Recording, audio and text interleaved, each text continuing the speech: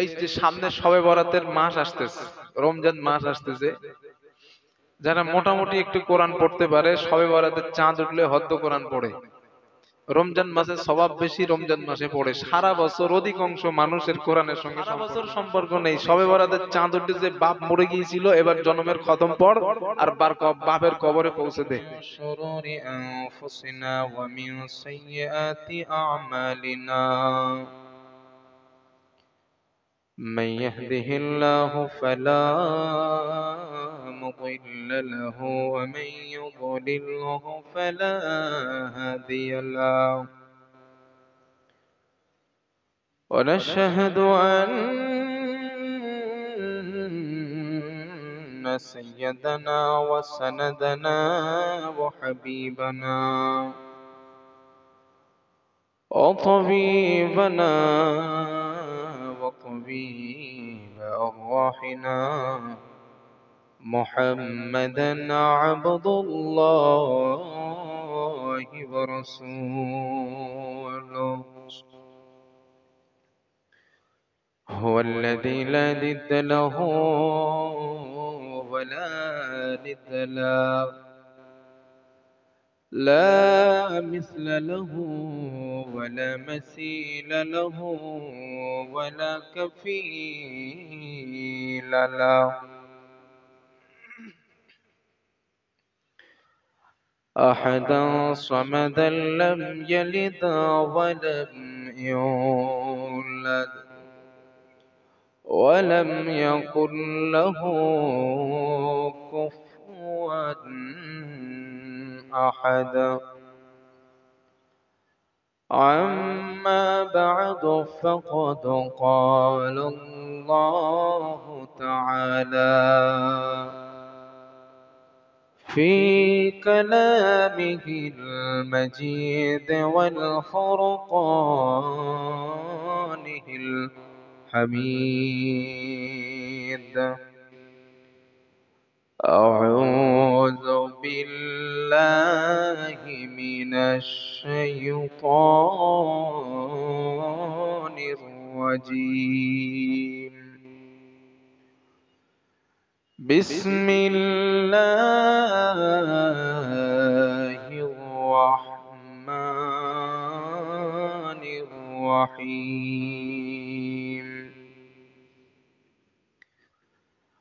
الذين يتلون كتاب الله وأقاموا الصلاة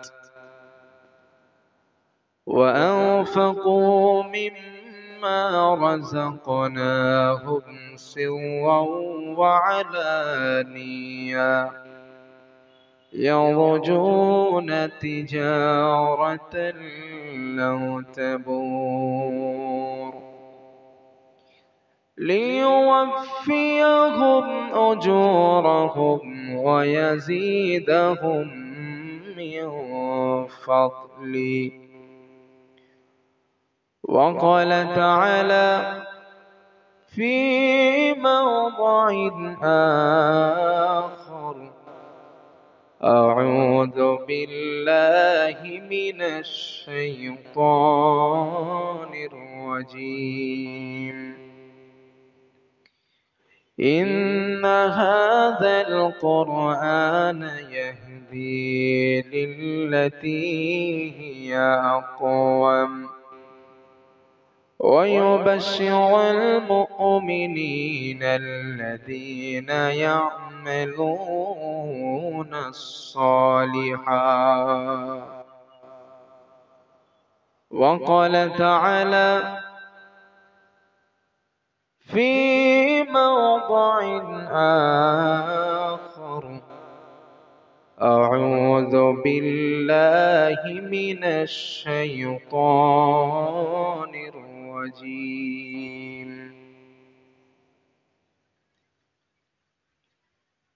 إنا أرسلناك شاهدا ومبشرا ونذيرا وداعيا إلى الله بإذنه وسراجا منيرا. وقال رسول الله صلى الله عليه وسلم: خيركم من تعلم القرآن وعلمه. وقال تعالى في شان حبيبه: إن الله وملائكته يصلون على النبي يا أيها الذين آمنوا صلوا عليه وسلموا تسليما. اللهم صل على محمد وعلى آل محمد كما صليت على إبراهيم وعلى آل إبراهيم إنك حميد مجيد.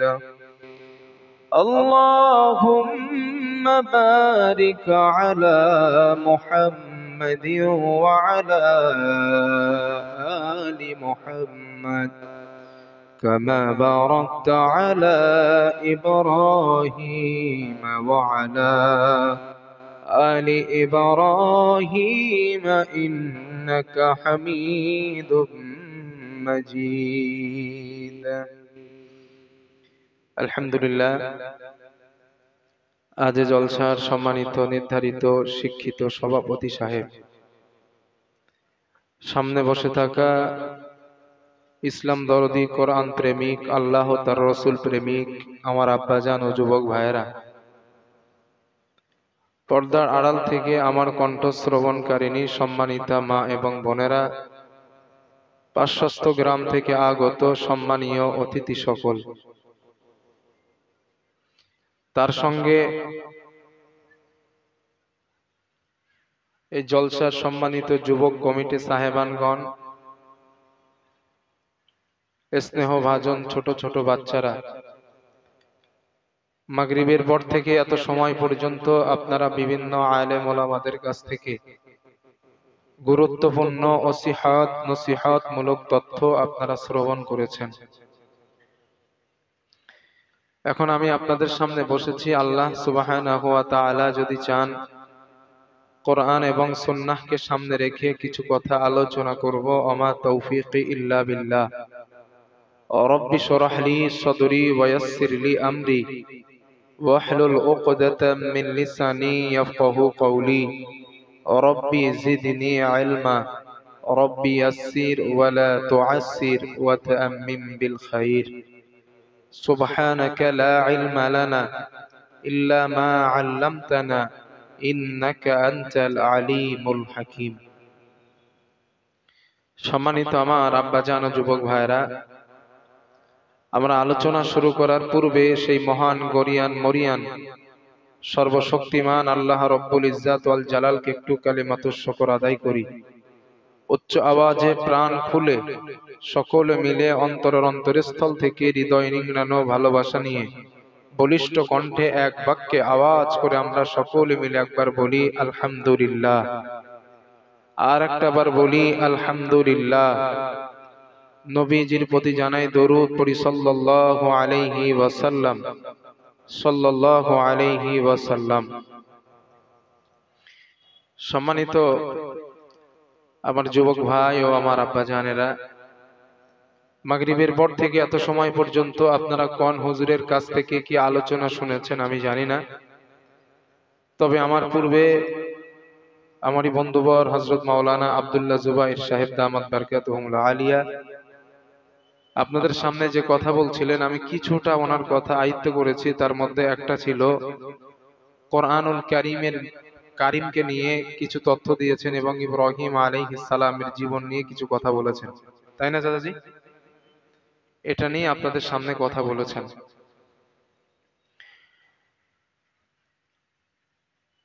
তো যাইবা হোক, আমি তার শরীর অসুস্থ থাকার কারণে কথাগুলো সে আনকমপ্লিট রেখেছে। তো আমিও চাইছি তার এই কথা থেকে কিছু কথা আমি ধরে তার হকটা পূরণ করার জন্য। কারণ আমরা এটা ভালো করেই জানি, আমরা এই মাহফিলে যত মানুষ বসা আমরা সকলেই ইমানদার, আমরা সকলেই মুসলমান। তাই তো জাজি সব মুসলমান তো নাকি? সবাই আমরা মুসলমান মানুষ, মুসলমান ইমানদার। আমরা পরকালকে বিশ্বাস করি, আমরা আখিরাতকে বিশ্বাস করি। তো আল্লাহ সুবহানাহু ওয়া তাআলা শুধু মুসলমানদের জন্য না,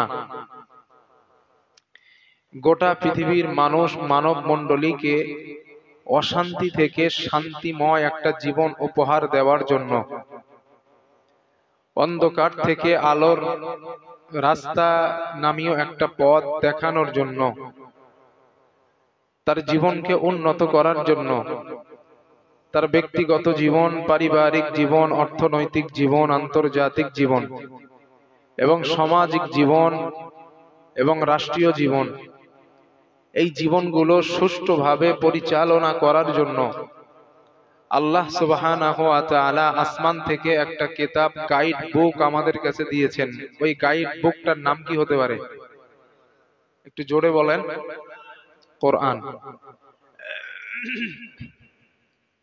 তো আল্লাহ তাআলা ওই গাইড বুকটা আমাদের কাছে দিলেন যাতে করে আমরা পৃথিবীতে শান্তি প্রতিষ্ঠা করতে পারি, যাতে করে আমরা পৃথিবীতে শান্তির উপরে প্রতিষ্ঠিত হতে পারি, আমরা আল্লাহর দেখানো রাস্তার উপরে চলতে পারি এবং জান্নাত, আমরা আমাদের ডেস্টিনেশন যেন জান্নাত হয়, এই ব্যাপারে আল্লাহ তাআলা এই দিক নির্দেশনা দেওয়ার জন্য আল্লাহ সুবহানাহু ওয়া তাআলা কোরআন নামীয় কিতাবটা নাজিল করেছেন। আল্লাহ কোরআনের একটা জায়গায় বলেছেন, লিতুখরিজান নাসা মিনাল যুলুমাতি ইলান নূর। আমি আল্লাহ তাআলা তোমাদেরকে অন্ধকার থেকে বার করে আলোর রাস্তা দেখানোর জন্য কোরআন নামীয় কিতাবটা নাজিল করেছি।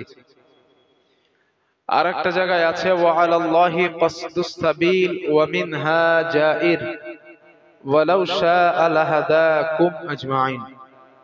আল্লাহ তাআলা বলেন, এই দুনিয়ায় রয়েছে অসংখ্য বাঁকা বাঁকা পথ, এই বৃক্ষ পথের মধ্যে একটা আছে সোজা পথ, আর সেই সোজা পথটা বলে দেওয়ার দায়িত্ব আমি আল্লাহ, আমি আমার নিজেরই।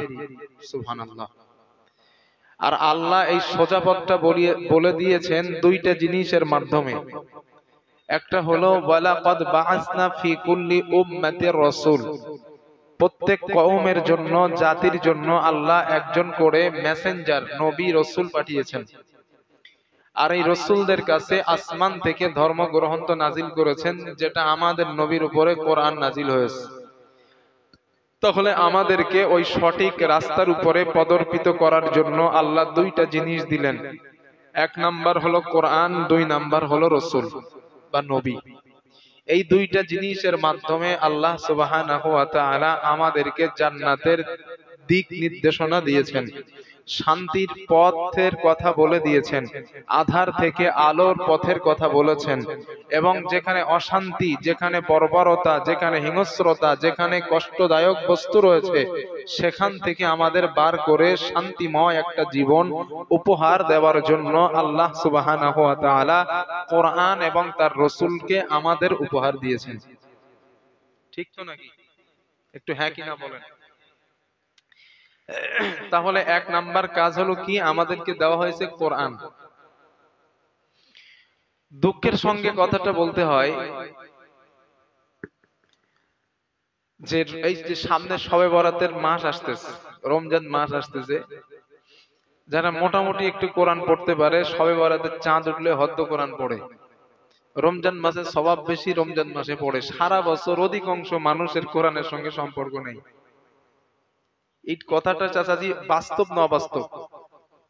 সারা বছর সম্পর্ক নেই, শবে বরাতের চাঁদ উঠে যে বাপ মরে গিয়েছিল এবার জন্মের খতম পড় আর বাপের কবরে পৌঁছে দে।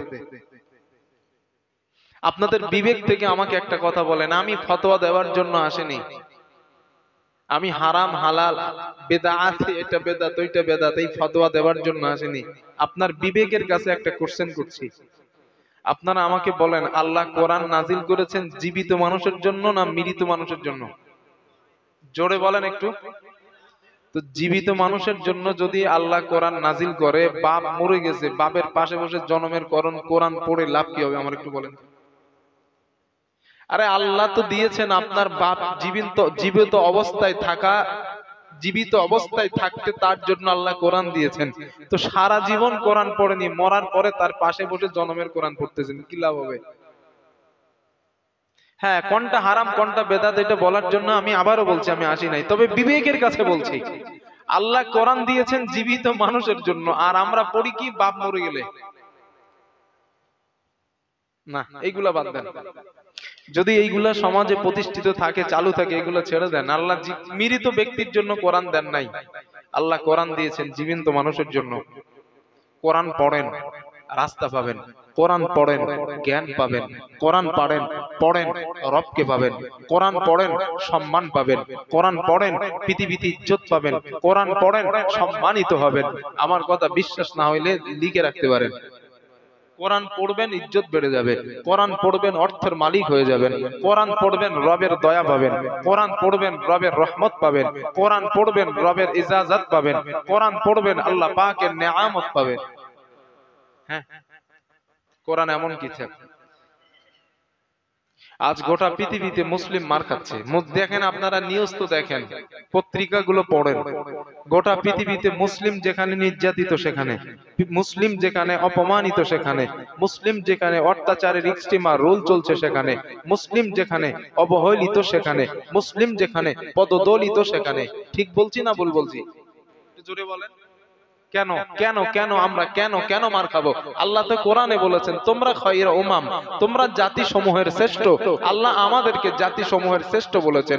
আল্লাহ মুসলিম কমিউনিটিকে, ইমানদার কমিউনিটিকে আল্লাহ জাতি সমূহের শ্রেষ্ঠ বলেছেন। এর পরেও আল্লাহ শ্রেষ্ঠ বলার পরেও মুসলিম যেখানে নির্যাতন সেখানে। কারণ কি? কারণ অনেকগুলা কারণের মধ্যে একটা প্রধান কারণ, সেটা হলো ধর্মীয় শিক্ষার অভাব। হ্যাঁ, এটাই সত্য। আপনারা ঠিক বললেও ঠিক, না বললেও ঠিক। হ্যাঁ, এটাই সত্য। আপনি তাকিয়ে দেখেন, যেই ছেলেটা আপনার গ্রামে টেন্ডারবাজি করে, মোস্তান, ওই মুসলমান ছেলেটার ব্যাপারে খবর নিয়ে দেখেন, কোরআনের 1% এলেম ওর মধ্যে নেই।